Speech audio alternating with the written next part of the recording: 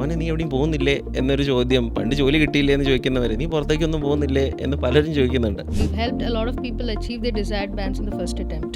അധികം ആൾക്കാരും IELTS എഴുതി കഴിഞ്ഞിട്ടാണ് ഇത് കൺട്രി വേണമെന്നുള്ളത് ചൂസ് ചെയ്യുന്നത്. Actually it should B the other way around. Anyways, a person who is planning to go abroad, they should be very sure about ഏത് exam ആണ്, എന്താണ് റിക്വയർമെന്റ് എന്ന് അവർ കറക്റ്റായിട്ട് നോക്കി മനസ്സിലാക്കിയിട്ട് വേണം ഓക്കെ, എക്സാം തിരഞ്ഞെടുക്കാനോ അതിന് പ്രിപ്പയർ ചെയ്യാൻ. This is actually an interesting thing. ഇപ്പോൾ കുറേ കൺട്രീസിലേക്ക് നോക്കുകയാണെങ്കിൽ, especially I am talking from the perspective of Germany, increasing ആയിട്ട് കഴിഞ്ഞൊരു 2 ഇൻടേക്സ് ഞാൻ നോക്കുന്ന സമയത്തേക്ക് ഒരുപാട് universities German IELTS requirement C1 level തന്നെ ചോദിച്ച് തുടങ്ങിയിട്ടുണ്ട്. Okay. C1 level, that is your 7 band തന്നെ ചോദിച്ച് തുടങ്ങിയിട്ടുണ്ട്. C1 is 7 to 8. 7 to 8, C1 level തന്നെ ചോദിച്ച് തുടങ്ങിയിട്ടുണ്ട് ആക്ച്വലി. അതെന്താണെന്ന് വെച്ചാൽ ഇപ്പം German public universities as you know increasingly competitive ആയിക്കൊണ്ടിരിക്കുകയാണ്. നല്ല സ്കോറുള്ള ആൾക്കാർക്ക് മാത്രമേ അഡ്മിഷൻ കിട്ടുന്നു എന്നുള്ള രീതിയിലേക്ക് വന്നുകൊണ്ടിരിക്കുന്നു. ഈവൻ നല്ല സ്കോർ ഉണ്ടെങ്കിലും ഒരു 8.5 9 ബാൻഡ് സ്കോർ ഉണ്ടെങ്കിലും ചില കേസിൽ എന്താ സംഭവിക്കുന്നത് വെച്ചാൽ IELTS കുറവായതുകൊണ്ട് മേ ബി ഒരു 6 ഓർ CGPA 8.59 ഉണ്ട് സ്റ്റുഡൻസിന്. പക്ഷേ IELTS കുറവായതുകൊണ്ട്, IELTS ഒരു 6.5 6ൽ നിൽക്കുന്നത് കൊണ്ട് മാത്രം അവർക്ക് ഡിസൈഡ് ആയിട്ടുള്ള യൂണിവേഴ്സിറ്റീസ് കിട്ടാതെ പോകുന്ന ഒരുപാട് കേസസ് ഞാൻ കാണുന്നുണ്ട് ആക്ച്വലി. ഇവരൊക്കെ 2-3 പ്രാവശ്യം, ഒരു പ്രാവശ്യം വന്നിട്ട് എഴുതി നിങ്ങൾക്ക് എൻ്റെ അടുത്ത് പറയും, സാർ എനിക്ക് ഇന്ന യൂണിവേഴ്സിറ്റിയിലേക്ക് അഡ്മിഷൻ വേണം, അഡ്മിഷൻ എടുത്തുതരാം, ദാറ്റ് ഇസ് ഫൈൻ, പക്ഷേ IELTS നിങ്ങൾ വേണം. സാർ അത് പറ്റുന്നില്ല, ഞാൻ 2 പ്രാവശ്യം എഴുതി. സോ ഞാൻ ആദ്യം IELTS ബാൻഡ്സ് എങ്ങനെയാണെന്നൊന്ന് ലേമൻ ടേംസിൽ എക്സ്പ്ലെയിൻ ചെയ്യാം. ഇപ്പം നമ്മൾ IELTS ബാൻഡ് ഇപ്പം B2 CFR ലെവൽ B2 എടുക്കുകയാണെങ്കിൽ ദാറ്റ് ഈസ് 5.5 to 6.5. ഇപ്പോൾ 5.5 to 6.5 വരുമ്പോൾ 5.5 6 6.5 ഈ ബാൻഡ്സ് എന്ന് പറഞ്ഞിട്ടുണ്ടെങ്കിൽ ആൾക്ക് ഇംഗ്ലീഷ് അറിയാം, ഇംഗ്ലീഷ് അറിയില്ല എന്നല്ല, ഇംഗ്ലീഷ് അറിയാം, പക്ഷേ ലാംഗ്വേജ് യൂസിൽ ഒരുപാട് മിസ്റ്റേക്സ് ഉണ്ട്. ഇപ്പം ആളിപ്പോൾ എഴുതുകയാണെങ്കിലും കുറേ ഗ്രാമർ മിസ്റ്റേക്സ് ഉണ്ട്, പറയുകയാണെങ്കിലും ഗ്രാമർ മിസ്റ്റേക്സ് ഉണ്ട്. ഇപ്പം 6.5 ഒക്കെ ആകുമ്പോഴേക്കും ആ ഗ്രാമർ മിസ്റ്റേക്സിൻ്റെ എണ്ണം കുറഞ്ഞു. ഇപ്പം C1 എടുക്കുകയാണെങ്കിൽ CFR C1 എടുക്കുകയാണെങ്കിൽ ദാറ്റ് ഇസ് 7 to 8 7.5 8. ഇപ്പം ഈ ഒരു ബാൻഡ് കിട്ടുന്ന ആൾക്കാർക്ക് അത്യാവശ്യം ലാംഗ്വേജ് അറിയാം, അവർക്ക് അധികം മിസ്റ്റേക്സ് ഇല്ലാതെ ലാംഗ്വേജ് യൂസ് ചെയ്യാൻ അറിയാം. ഓക്കെ. പിന്നെ C2 ദാറ്റ് ഈസ് 8.59 എന്ന് പറഞ്ഞാൽ അവരൊരു എക്സ്പേർട്ട് ലെവൽ, അതായത് നേറ്റീവ് സ്പീക്കറിൻ്റെ ഫ്ലുവൻസി ആയി, അതെ, നേറ്റീവ് സ്പീക്കറിൻ്റെ പ്രൊഫഷൻസിയിൽ തന്നെ ലാംഗ്വേജ് യൂസ് ചെയ്യാൻ പറ്റുന്ന ഒരാളാണ്. ഇപ്പോൾ എനിക്ക് തോന്നുന്നു ഇപ്പോൾ ജർമ്മനിയിലെ ലാംഗ്വേജ് റിക്വയർമെൻറ്റ് എന്തുകൊണ്ട് മസ്റ്റാണെന്നുള്ളത്, കാരണം അത് ഒരു ഇംഗ്ലീഷ് ടോട്ട് സബ്ജക്റ്റാണ്, ഇംഗ്ലീഷ് ടോട്ട് പ്രോഗ്രാമാണ്. അപ്പം ഇംഗ്ലീഷിൽ പഠിപ്പിക്കുന്നത് കൊണ്ട് ഇപ്പം നിങ്ങൾക്ക് ലാംഗ്വേജ് ഫ്ലുവൻസി ഇല്ലെങ്കിൽ നിങ്ങൾക്ക് പഠിപ്പിക്കുന്ന അത്ര നന്നായിട്ട് മനസ്സിലാവില്ല. ഇപ്പോൾ ലാംഗ്വേജ് നമ്മളുടെ ഒരു ലേണിംഗ് ടൂളാണ്. അതെ. ഇപ്പോൾ നമുക്ക് ലാംഗ്വേജ് പ്രൊഫഷൻസി ഇല്ലെങ്കിൽ ചിലപ്പോൾ നമുക്ക് ആ കോഴ്സ് നന്നായിട്ട് യൂട്ടിലൈസ് ചെയ്യാൻ പറ്റില്ല. അതെ. ഇപ്പം നിങ്ങൾക്ക് CGPA കുറച്ച് കുറവാണെങ്കിലും ലാംഗ്വേജ് ഫ്ലുവൻസി അത്യാവശ്യം ഉണ്ടെങ്കിൽ അവർക്ക് നിങ്ങളെ പഠിപ്പിച്ചെടുക്കാമെന്നുള്ളൊരു വിശ്വാസമുണ്ട്. പക്ഷേ നിങ്ങൾക്ക് ലാംഗ്വേജേ മനസ്സിലാവുന്നില്ലെങ്കിൽ, അവർ പറയുന്നത് നിങ്ങൾക്ക് മനസ്സിലാവുന്നില്ലെങ്കിൽ then how will you learn? Exactly. Yeah. Right. അപ്പം നിങ്ങൾ ഇത്രയും ടൈം സ്പെൻഡ് ചെയ്ത് അവിടെ പോകുന്നു, വീട്ടിൽ നിന്നൊക്കെ വിട്ടുനിന്ന് പഠിക്കുന്നു, you will not be able to utilize that course. Exactly. Again, I am adding to it. അതിലേക്ക് 1-2 പോയിന്റ്സ് ആഡ് ചെയ്യുകയാണെന്നുണ്ടെങ്കിൽ ഈ CFR ലെവൽ C1 അല്ലെങ്കിൽ C2 വളരെ കുറച്ച് കോഴ്സസ് ഞാൻ കണ്ടിട്ടുള്ളൂ. C1 ചോദിക്കുന്ന കോഴ്സസ് അത് നോക്കുകയാണെന്നുണ്ടെങ്കിൽ കുറച്ചും കൂടെ പ്രസ്റ്റീജിയസ് ആയിട്ടുള്ള ഒരു ഇൻ്റർനാഷണൽ എക്സ്പോഷർ ഉള്ള കോഴ്സസ് ആയിരിക്കും. മേ ബി ആ കോഴ്സസിലേക്ക് ചിലപ്പം നേറ്റീവ് സ്പീക്കേഴ്സ് കൂടെ നിങ്ങളുടെ കൂടെ പഠിക്കുന്നുണ്ടായിരിക്കാം, ഇംഗ്ലീഷ് സ്പീക്കിംഗ് അത്രയും ഫ്ലുവൻ്റ് ആയിട്ടുള്ള കൺട്രീസ് എന്നുള്ള സ്റ്റുഡൻസ് എല്ലാം നിങ്ങളുടെ കൂടെ പഠിക്കുന്നുണ്ടായിരിക്കും. അവരുടെ കൂടെ പിടിച്ച് നിൽക്കണമെന്നുണ്ടെങ്കിൽ ഇത് ഉണ്ടായേ പറ്റുള്ളൂ, ഈ ലാംഗ്വേജ് ഉണ്ടായേ പറ്റുള്ളൂ. എഗെയിൻ ലാംഗ്വേജ് കൂടുതൽ IELTS ലെവൽ കൂടുതലുണ്ട്. ജർമ്മനിയുടെ കേസിൽ വേറൊരു അഡ്വാൻറ്റേജ് എന്താണെന്ന് വെച്ചാൽ ചില courses actually even though your CGPA somewhere around 60 or 65 somewhere in that range also, അങ്ങനെയുള്ള കോഴ്സസിലേക്കും അഡ്മിഷൻ കിട്ടാനുള്ള ചാൻസസ് കൂടുതലാണ്. ഓക്കെ. അപ്പോൾ അതായത് സ്റ്റുഡൻറ്റിന് മാർക്ക് കുറച്ച് കുറവാണ്, ടെക്നിക്കലി അത്ര ഈസി അല്ല ഒരു 60 or 65 വെച്ചിട്ട് പബ്ലിക് യൂണിവേഴ്സിറ്റിയിലേക്ക് അഡ്മിഷൻ കിട്ടുക എന്ന് പറയുന്നത് ഇറ്റ്സ് നോട്ട് ദാറ്റ് ഈസി. ആ സിനാരിയോയിൽ ആക്ച്വലി IELTS അവർക്ക് അവിടെ ശരിക്കും ഹെൽപ്പ് ആവാറുണ്ട്. IELTS ഒരു C1 ഉണ്ട് എന്നുണ്ടെങ്കിൽ ഒരുപാട് കേസസ് ആക്ച്വലി അങ്ങനെ അഡ്മിഷൻ കിട്ടിയിട്ട് പോയിട്ടുണ്ട്.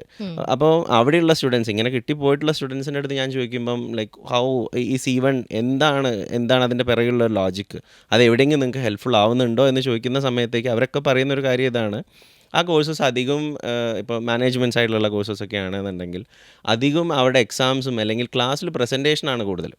പ്രൊഫസർ വരുന്നു, ഒരു ടോപ്പിക്ക് കൊടുക്കുന്നു, ആ ടോപ്പിക്കിൻ്റെ മേലെ they have to talk in front of all the whole class. എല്ലാവർക്കും അത് മനസ്സിലാവും വേണം, ഫ്ലുവൻ്റ് ആയിരിക്കും വേണം. അപ്പോൾ IELTS ലെവൽ അത്യാവശ്യം ഉള്ള ഒരാൾക്കേ അത് പറ്റുള്ളൂ.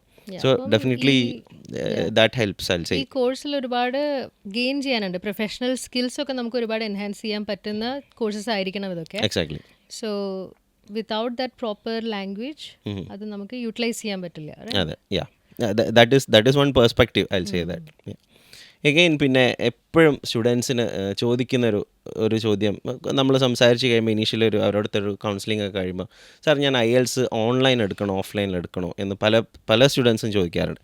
നമ്മളിപ്പോൾ കൊടുക്കുന്ന കോച്ചിങ് ഓൺലൈനാണ് actually. So how can we, എന്തായിരിക്കും ശരിക്കും ഇതിൻ്റെ ഒരു ഡിഫറൻസ് എങ്ങനെയായിരിക്കും, എന്താണ് ഇതിൻ്റെ ഒരു ഹൗ ക്യാൻ വി ഡിഫറൻഷിയേറ്റ്? ഒരു സ്റ്റുഡൻറ്റിൻ്റെ അടുത്ത് U can go for online or you can go for offline, എങ്ങനെയായിരിക്കും നമ്മളത് പറയാൻ പറ്റുക? ഓക്കെ, സോ ഓൺലൈൻ കോഴ്സിന് അതിൻ്റേതായ അഡ്വാൻറ്റേജസ് ഉണ്ട്. എന്ന് പറഞ്ഞാൽ നമുക്ക് വീട്ടിലെ കംഫർട്ടിലിരുന്ന് പഠിക്കാം. ഓക്കെ. സോ നമുക്ക് ഇപ്പോൾ വർക്കിംഗ് പ്രൊഫഷണൽസൊക്കെ ആണെങ്കിൽ definitely that will help, because travelling time കുറേയൊക്കെ നമുക്ക് സേവ് ചെയ്യാൻ അതെ പറ്റും. അതെ അതെ അവർക്കത് പോസിബിൾ ആയിരിക്കില്ല അല്ലേ, ഫ്ലെക്സിബിൾ ആയിരിക്കില്ല ടൈമിങ്. അപ്പോൾ അവരെ സംബന്ധിച്ചിടത്തോളം ഓൾസോ ഇപ്പം ഫോർ എക്സാമ്പിൾ മെഡിക്കൽ പ്രൊഫഷണൽസ്, ഇപ്പം നേഴ്സസ് ഒക്കെ എടുക്കുകയാണെങ്കിൽ അവർക്ക് റൊട്ടേഷണൽ ഷിഫ്റ്റ്സ് ആണ്.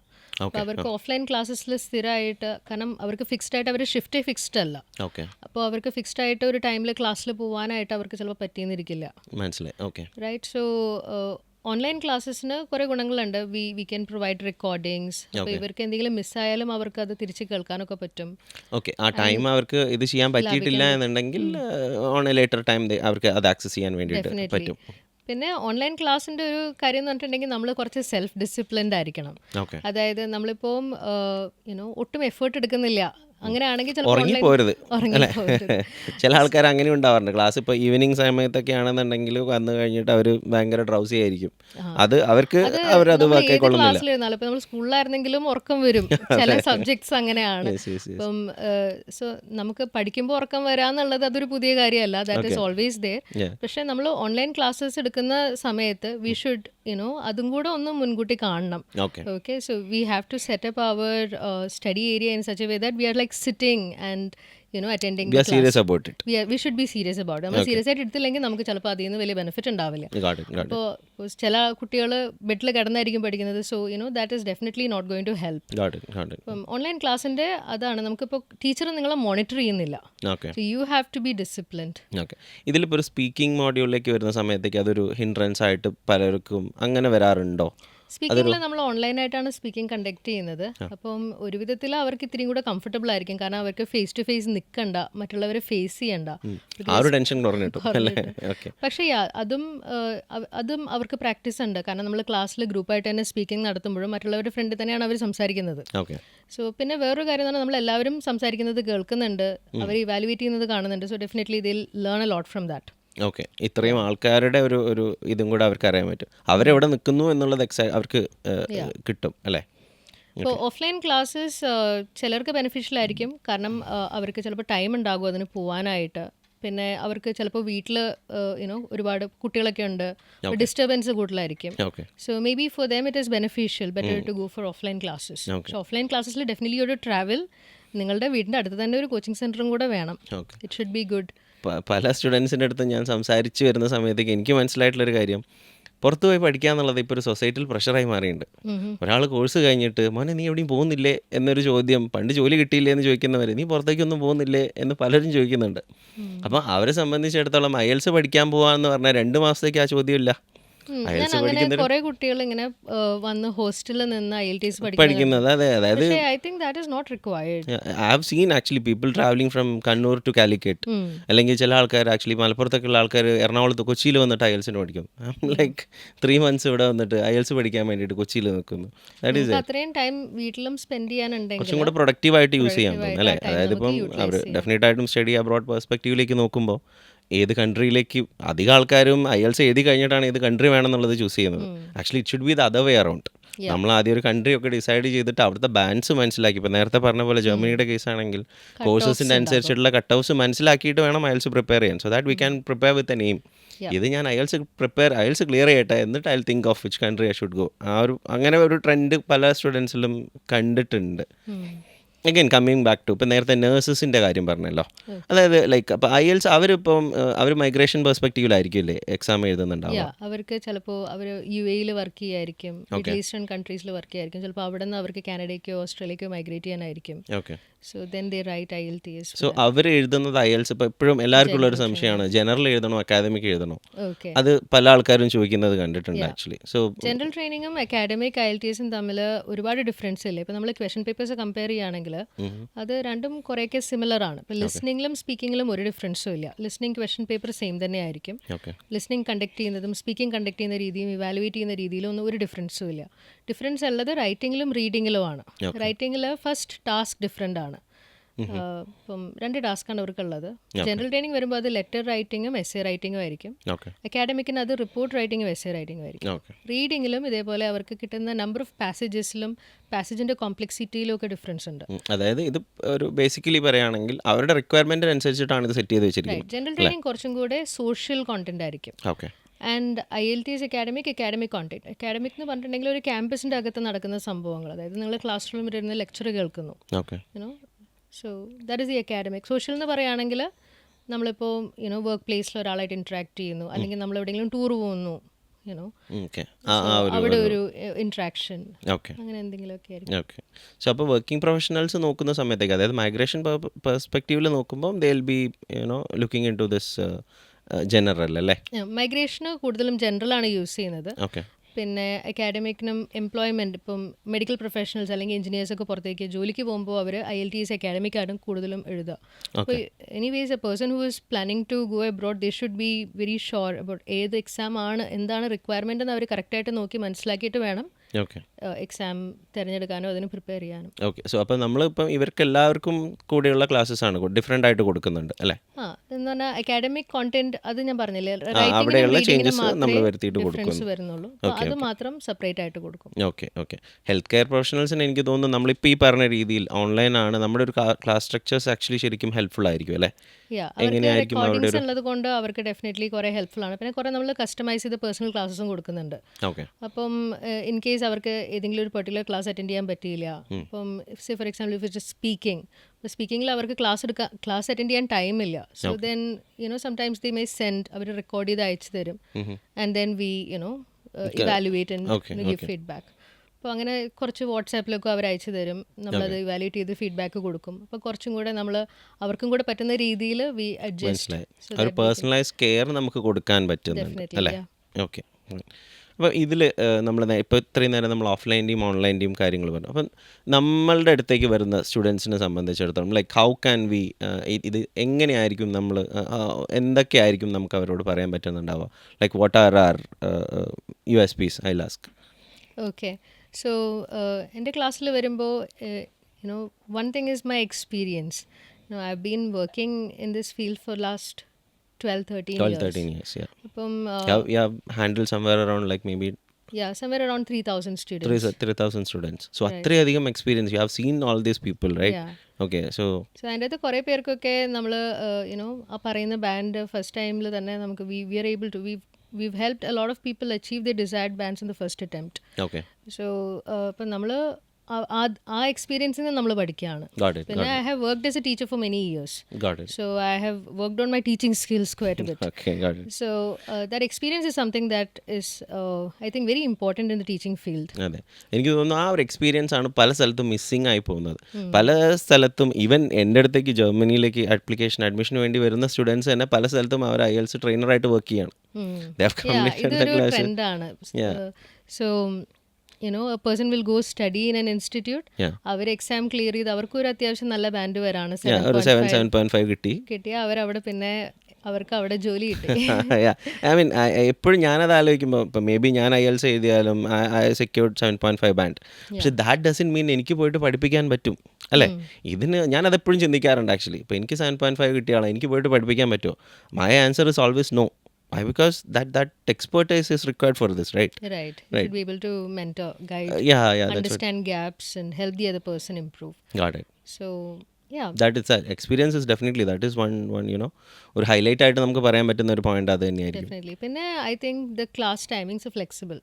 ഓക്കെ അപ്പം ഞാൻ ക്ലാസ് പ്ലാൻ ചെയ്യുമ്പോൾ വർക്കിംഗ് പ്രൊഫഷണൽസും കൂടെ കംഫർട്ടബിൾ ആയിട്ടുള്ള ടൈമിങ്സ് ആണ് ചൂസ് ചെയ്യുക. Okay So that people can carry on with their life and also prepare side by Got it, side. got it. Our life completely full stop ഇട്ടിട്ട് language preparation complete ആയിട്ട് halt വരേണ്ട കാര്യമില്ല, jobs resign ചെയ്യേണ്ട കാര്യമില്ല. That is there. Okay പിന്നെ we also provide class recordings. Okay അപ്പോൾ എന്തെങ്കിലും ഇപ്പം നമുക്ക് ഓഫ്ലൈൻ ക്ലാസ്സസിൽ അതില്ല, റൈറ്റ്? അതായത് ഒരു ക്ലാസ് കഴിഞ്ഞ് കഴിഞ്ഞാൽ ഇറ്റ്സ് ഡൺ ദേർ. അപ്പോൾ നമുക്ക് എന്തെങ്കിലും ഒരു ക്ലാസ് മിസ്സായി പോയി കഴിഞ്ഞാൽ then you can go back to the recordings and watch it. അല്ലെങ്കിൽ ഇപ്പോൾ ക്ലാസ് ഒക്കെ അറ്റൻഡ് ചെയ്തു, ക്ലാസ് ഫുൾ കഴിഞ്ഞു, ഒന്ന് റിവൈസ് ചെയ്യണമെങ്കിൽ ഏതെങ്കിലും ഒരു മോഡ്യൂൾ ഒന്ന് റിവൈസ് ചെയ്യണമെങ്കിൽ definitely these can be helpful. Okay പിന്നെ affordability. We are not very pricey. Okay, it's not very costly. From ചില ഇൻസ്റ്റിറ്റ്യൂട്ട്സിലൊക്കെ I have seen very very costly. I have seen even 30,000 rupees charge ചെയ്യുന്ന ആൾക്കാരെ I have seen actually. Yeah. IELTS-ന് വേണ്ടിയിട്ട് 30,000 rupees. I'm like, what? The exam fees is 17,000. 17,000, yes. Okay. So we don't charge that much. Okay. Yeah. That is definitely. അതായത് എനിക്ക് തോന്നുന്നു ഒരുപാട് പേർക്ക് എപ്പോഴും students നോക്കുന്ന ഒരു ഫാക്ടറും കൂടിയാണ് അഫോർഡബിൾ ആണോ എന്നുള്ളത്. they are looking into it actually. അപ്പം നമുക്ക് പിന്നെ സ്റ്റുഡൻസിന് ഒരു പേഴ്സണലൈസ്ഡ് അപ്രോച്ചാണ്. അപ്പം ഓരോ സ്റ്റുഡൻസിൻ്റെ ബാൻഡ് റിക്വയർമെൻറ്റ്സ് എന്തൊക്കെയാണ് നമുക്ക് മനസ്സിലാവും. പിന്നെ അവരുടെ ലാംഗ്വേജ് ഫ്ലുവൻസി എങ്ങനെയാണെന്ന് നമുക്ക് ഏകദേശം അസസ് ചെയ്യാൻ പറ്റും. Okay. അപ്പോൾ അതിനനുസരിച്ച് അവരെ പുഷ് ചെയ്യാം, നമുക്ക് അവരുടെ ഇംപ്രൂവ്മെൻറ്റ് പെർഫോമൻസ് മോണിറ്റർ ചെയ്യാൻ പറ്റും. ആൻഡ് അതിന് വേണ്ടുള്ള ഗൈഡൻസും സ്റ്റുഡൻസിന് കൊടുക്കാറുണ്ട്. Okay. സോ ഇങ്ങനെയാണ് അപ്രോച്ച്. ഇപ്പോൾ ഓരോ സ്റ്റുഡൻസിനെ നമ്മൾ അവരെങ്ങനെയാണ് പെർഫോം ചെയ്യുന്നത്, അവരെവിടെയാണ് ലാക്ക് ചെയ്യുന്നത്, അവരുടെ ഗ്യാപ്സ് എന്തൊക്കെയാണെന്ന് ഐഡൻറ്റിഫൈ ചെയ്തിട്ടാണ് അവരെ ഗൈഡ് ചെയ്യുന്നത്. ഓക്കെ. സോ ആരൊക്കെ ആയിരിക്കും നമ്മളുടെ അടുത്ത് ക്ലാസ്സസിന് വരുന്നത്? അതായത് സ്റ്റുഡൻസ് എവിടെ നിന്നൊക്കെയുള്ള സ്റ്റുഡൻസ് ആയിരിക്കും നമുക്ക് വരുന്നുണ്ടായിരിക്കുക? ലൈക്ക് ഏത് കാറ്റഗറിയിൽ വരുന്ന ആളുകളാണ്? നമുക്ക് students all over the world, പല സ്ഥലങ്ങളിൽ നിന്ന് സ്റ്റുഡൻസ് വരുന്നുണ്ട്. ഓക്കെ. ഇപ്പോൾ ഇന്ത്യയിൽ നിന്ന് കുറേ സ്റ്റുഡൻസ് ഉണ്ട്. അത് കേരളത്തിൽ നിന്നുണ്ട്, ബാംഗ്ലൂർ, ബോംബെ, അവിടെ വരെയൊക്കെ ഉള്ളൂ. നോർത്ത് അധികം സ്റ്റുഡൻസ് അവർക്ക് വേറെ തന്നെ ഒരു സ്ട്രക്ചർ അവിടെ ഉള്ളത് കൊണ്ട്. അതെ, കാരണം അവർ ഓൾറെഡി IELTS ട്രെയിനിങ്ങിൽ ഒരുപാട് അവർക്ക് ഇൻസ്റ്റിറ്റ്യൂട്ട്സും കാര്യങ്ങളൊക്കെ ഉണ്ട്. അപ്പോൾ കൂടുതലും നമുക്ക് ഒരു ബോംബെ, പൂനെ, ബാംഗ്ലൂർ, പിന്നെ തമിഴ്നാടു, ഹൈദരാബാദ്, അവിടെ നിന്നുള്ള സ്റ്റുഡൻസ് ആണ് കൂടുതലും ഇന്ത്യയിൽ നിന്ന് വരുന്നത്. പിന്നെ പുറത്തുനിന്ന് നോക്കുകയാണെങ്കിൽ നമുക്ക് മിഡിൽ ഈസ്റ്റിൽ നിന്ന് കുറേ സ്റ്റുഡൻസ് വരുന്നുണ്ട്. അപ്പം അവിടെ എക്സിസ്റ്റിംഗ് ആയിട്ട് വർക്കിംഗ് പ്രൊഫഷണൽസ് അവർ വേറെ ഇപ്പോൾ കാനഡയിലേക്കോ ഓസ്ട്രേലിയയിലേക്കൊക്കെ മൈഗ്രേറ്റ് ചെയ്യുന്ന ആൾക്കാരാണ് കൂടുതലും മിഡിൽ ഈസ്റ്റിൽ നിന്നുള്ള ആൾക്കാർ വരുന്നത്. ഹെൽത്ത് കെയർ പ്രൊഫഷണൽസ് ആണ് കൂടുതലും. പിന്നെ കാനഡയിൽ നിന്ന് കുറേ സ്റ്റുഡൻസ് ഉണ്ട് നമുക്ക്. അവര് ഓൾറെഡി അവിടെ എത്തി. കാനഡയിൽ അവർ സ്റ്റുഡന്റ് വിസയിലായിരിക്കും എത്തിയിട്ടുണ്ടാവുക. ഇവിടെ നിന്ന് IELTS അക്കാഡമിക് എഴുതി സ്റ്റുഡന്റ് വിസയിൽ അവർ കാനഡയിൽ ചെന്നു. പിന്നെ ഇപ്പോൾ അവർക്ക് PR ആയിട്ട് കൺവേർട്ട് ചെയ്യണം.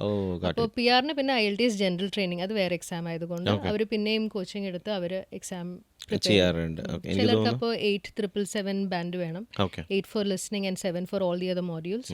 അപ്പോൾ അവർ അത് ടാർഗറ്റ് ചെയ്ത് പ്രിപ്പയർ ചെയ്യും. പിന്നെ UK നിന്നും കുറച്ച് സ്റ്റുഡൻസ് ഉണ്ട്. അവരൊന്നില്ലെങ്കിൽ ഓസ്ട്രേലിയക്കോ അല്ലെങ്കിൽ കാനഡയ്ക്കോ മൈഗ്രേറ്റ് ചെയ്യുന്ന ആൾക്കാരായിരിക്കും, മൈഗ്രേഷൻ പർപ്പസിന് വേണ്ടിയിട്ടുള്ള. Okay, that's great. സോ ഇപ്പോൾ എനിക്ക് തോന്നുന്നു IELTSന്റെ കുറേ ഒരു ഡൗട്ട്സ് ക്ലിയർ ആയിട്ടുണ്ട്. ഒരു ലേമൻ പെർസ്പെക്റ്റീവിൽ നിന്ന് നോക്കുന്ന സമയത്തേക്ക് ഈവൻ എനിക്കുണ്ടായിരുന്ന കുറേ ഡൗട്ട്സ് വരെ ഇപ്പോൾ ക്ലിയർ ആയിട്ടുണ്ട്. അപ്പോൾ IELTS അത്ര പേടിക്കേണ്ട ഒരു സംഭവമല്ല, അങ്ങനെ പറയാമല്ലോ അല്ലേ? ഡെഫിനറ്റ്ലി IELTS പേടിക്കേണ്ട ആവശ്യമില്ല. നമ്മൾ ഇത്തിരി അത്യാവശ്യം കുറച്ച് ഡിസിപ്ലിൻഡ് ആയിട്ട് ഡെഡിക്കേറ്റഡ് ആയിട്ട് പ്രിപ്പയർ ചെയ്ത് കഴിഞ്ഞാൽ അതും സ്ട്രാറ്റജിക്കലി നമ്മളിപ്പോൾ ഫുൾ എല്ലാ ലൈഫിലെ കാര്യങ്ങളും സ്റ്റോപ്പ് ചെയ്യേണ്ട ആവശ്യമില്ല.